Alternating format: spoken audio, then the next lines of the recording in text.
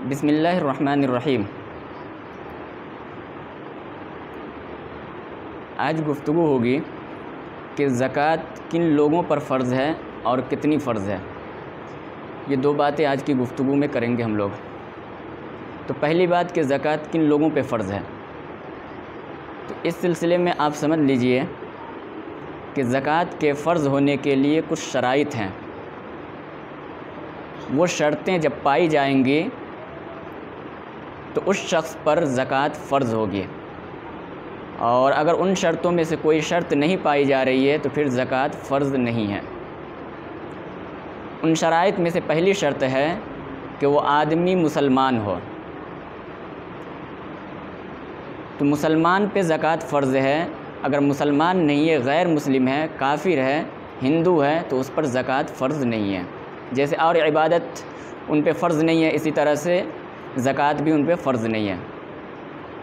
दूसरी शर्त है कि वो आदमी समझदार हो, आक़िल हो। अगर कोई आदमी पागल है, बेवकूफ़ है और उसके पास बहुत सारा माल है तो उसके ऊपर ज़कात फ़र्ज़ नहीं होगी। तीसरी शर्त यह है कि वो आदमी बालिग़ हो। बालिग़ होगा तो ज़कात फ़र्ज़ होगी। अगर नाबालिग़ है, छोटा बच्चा है जो अभी बालिग़ नहीं हुआ है और उसके पास बहुत सारा माल है, वरासत में मिल चुका है, तो उस बच्चे पर ज़कात फ़र्ज़ नहीं होगी। चौथी शर्त यह है कि वो आदमी आज़ाद हो। ग़ुलाम और बांदी पे ज़कात फ़र्ज़ नहीं होती। पाँचवीं शर्त यह है कि वो आदमी निसाब का मालिक हो, निसाब के बराबर उसके पास माल हो। निसाब कल की गुफ्तगू में हमने बताया था कि सोने का निसाब है 7.5 तोला सोना, और अगर चांदी है, सिर्फ चांदी है, तो 52.5 तोला चांदी होनी चाहिए। और अगर थोड़ा सोना थोड़ी चांदी है तो इस शक्ल में दोनों की कीमत मिलाएंगे और दोनों की कीमत मिल करके सोने के निसाब को पहुंच जाए या चांदी के निसाब को पहुंच जाए, दोनों में से किसी के भी निसाब को पहुंच जाए तो वो आदमी साहिब निसाब हो गया, निसाब के बराबर माल का मालिक हो गया है। सोने के निसाब को तो आम तौर पे नहीं माल पहुंचता है, लेकिन चांदी के निसाब को पहुंच जाता है, क्योंकि कल की गुफ्तगू में बात बताई गई थी कि 21,000 रुपया अगर किसी आदमी के पास है और 400 रुपये चांदी मिल रही है तो वो आदमी साहिब निसाब है, इस्लाम की नज़र में वो मालदार है और उसके ऊपर ज़कात फ़र्ज़ है। तो वो आदमी के पास या तो 52.5 तोला चांदी हो या इतना पैसा हो कि 52.5 तोला चांदी आ सके, और उतने पैसे की मकदार बन रही है आज के दौर में 21,000 रुपया। तो गोया किसी आदमी के पास 21,000 रुपया है तो वो आदमी निसाब का मालिक हो गया, उसके ऊपर ज़कात फ़र्ज़ हो जाएगी। नंबर 6, छठी शर्त है कि वो माल कर्ज़े से खाली हो। ऐसा ना हो कि माल तो हमारे पास है लेकिन साथ में कर्ज़ भी है। मिसाल के तौर पे हमारे पास 1 लाख रुपया है जिसका मैं मालिक हूँ, और 1 लाख रुपया मेरे ऊपर कर्ज़ भी है। तो अगर मैं 1 लाख रुपया कर्ज़ में दे दूँगा तो 1 रुपया भी मेरे ऊपर नहीं बचेगा, मेरे पास बचेगा, तो कुछ भी नहीं बच रहा है। तो अब ज़कात मैं किस में दूँगा? इसलिए माल का कर्ज़ से खाली होना ज़रूरी है। अगर कर्ज़ बहुत ज़्यादा है, कर्ज़ इतना है कि कर्ज़ देने के बाद माल निसाब के बराबर नहीं बचता है, तो उस आदमी के ऊपर ज़कात फ़र्ज़ नहीं है। लिहाजा माल का कर्ज़ से खाली होना भी ज़रूरी है। नंबर 7, माल का नामी होना ज़रूरी है। नामी का माना है बढ़ने वाला माल, कि वो माल बढ़ने वाला हो। फिर बढ़ने की 2 शक्ल है, या तो हकीकतन बढ़ रहा हो या हुक्मन बढ़ रहा हो।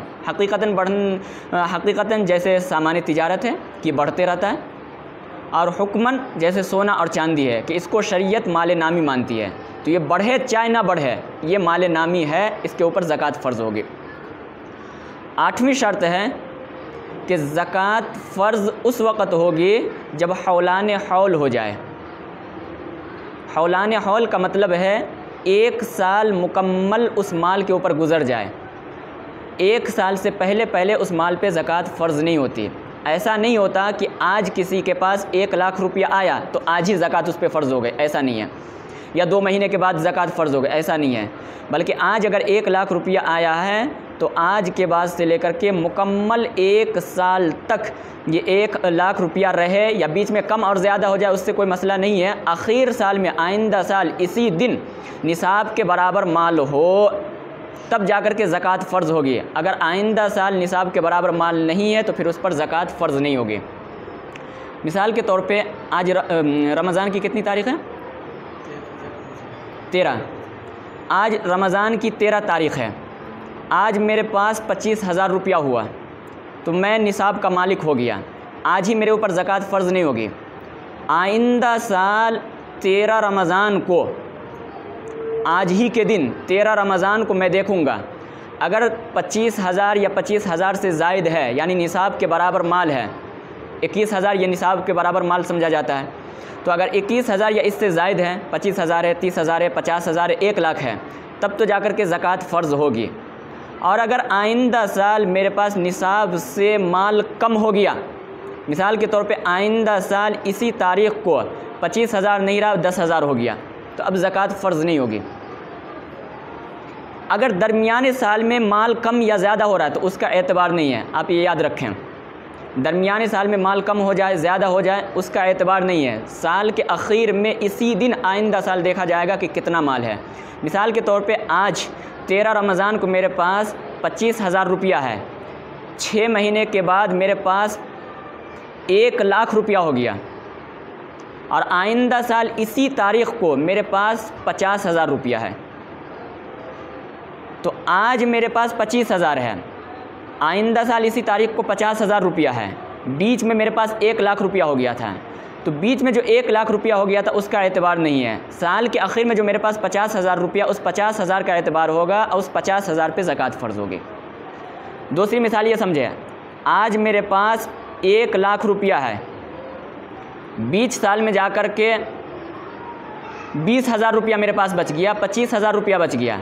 फिर साल के आखिर में मैंने देखा तो मेरे पास 75,000 रुपया है, तो बीच में जो 25,000 हुआ था उसका एतबार नहीं होगा। साल के आखिर में जो मेरे पास 70,000 या 75,000 रुपया है, उस 75,000 का एतबार होगा और उस 75,000 की ज़कात निकाली जाएगी।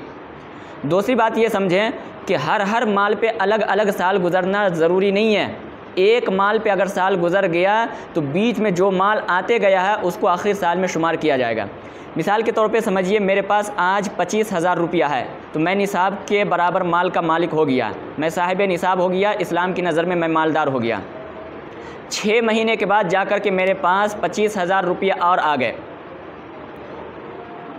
तो 25,000 अभी थे, 6 महीने के बाद 25,000 और आ गए, ये 50,000 हुआ।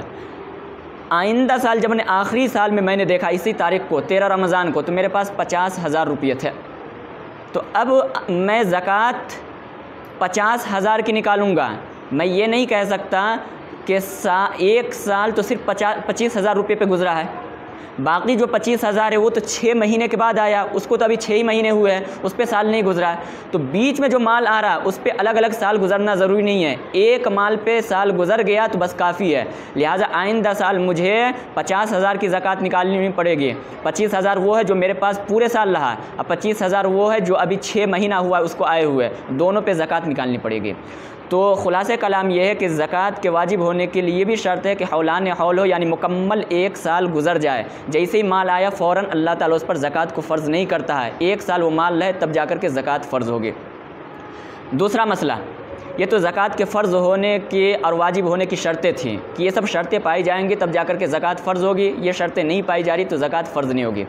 दूसरा मसला कि जिस आदमी पर ज़कात फ़र्ज़ है, कितनी फ़र्ज़ है, कितना माल ज़कात में निकाला जाएगा। तो बहुत मशहूर है ये मसला, लोगों को भी आम तौर पे याद है कि 40वां हिस्सा ज़कात में निकाला जाता है, 2.5%। 40वां हिस्सा कह लीजिए या 2.5% कह लीजिए, दोनों एक ही हुआ है, ठीक है ना। तो 40वां हिस्सा, जितना माल हमारे पास मौजूद है उसका 40वां हिस्सा ज़कात में निकाला जाएगा। मिसाल के तौर पे एक आदमी के पास 100 रुपया है तो 2.5 रुपया ज़कात में निकलेगी। 1,000 रुपया है तो 25 रुपया ज़कात में निकलेगी। 1 लाख रुपया है तो 2,500 रुपया ज़कात में निकलेंगे। तो 2.5% 40वां हिस्सा ज़कात में निकलता है, यानी बहुत कम मिक़दार है ज़कात में निकलने की। 100 रुपया अगर किसी आदमी के पास हो तो सिर्फ 2.5 रुपया ज़कात में निकालनी है। 1 लाख रुपया किसी आदमी के पास हो तो 2,500 रुपया ज़कात में निकालनी है। 1000 रुपया किसी आदमी के पास हो तो उस पर 25 रुपया ज़कात में निकलेगी। तो बहुत कम मिक़दार है। ये अल्लाह ने क्या कहते हैं हमारे ऊपर रहम किया, करम किया, वरना पिछली उम्मतों पर ऐसा नहीं था, इतनी सहूलत नहीं थी। ये उम्मत मुहम्मदिया के साथ अल्लाह का करम है कि अल्लाह ने सिर्फ 2.5% यानी 40वां हिस्सा रखा है। तो पूरा माल जितना हमारे ऊपर है, जितना माल हमारे पास मौजूद है उसका 40वां हिस्सा निकाल दीजिए। 40वां हिस्सा जितना बनता है उतनी ज़कात आपको निकालनी पड़ेगी। यह है मसल।